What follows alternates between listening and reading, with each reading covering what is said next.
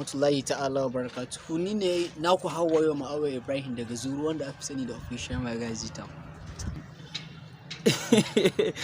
Assalamu alaikum jama'a, barkanmu da warhaka. Da fatan kowa wani lafiya. Ni ne naku Mubarak M Kesto Comedians.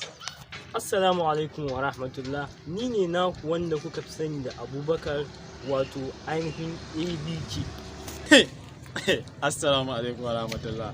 Ni ne naku wanda kuka yi sani da On Top da Mata daga ƙasar Zuru. Ina muku fata alheri. Assalamu alaikum jama'a. Sunana Manir Muhammad Dan Ayi wanda kuka fi sani da Manir M Yakub. Ladies and gentlemen, I go by the name of Abdulhamid Liman aka Official Bubu. Na zo muku da sabon labari kuma sabon abu kuma sabon al'amari, ci gaban da muka samu a cikin ƙasar Zuru kuma a cikin Zexi. Akwai wata ƙungiya da ke taimakon talakawa kuma tana taimaka ma matasa, tana taimaka ma zawarawa wurin ganin ta aure da su kyauta ba tare da kwasisin kwabansu ba.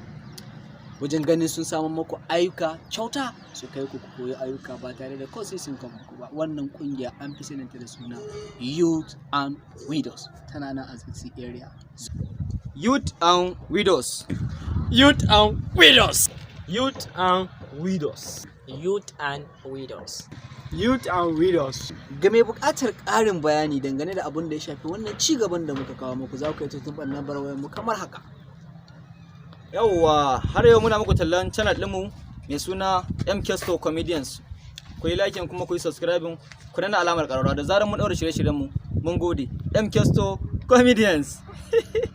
Allah ya samu dace.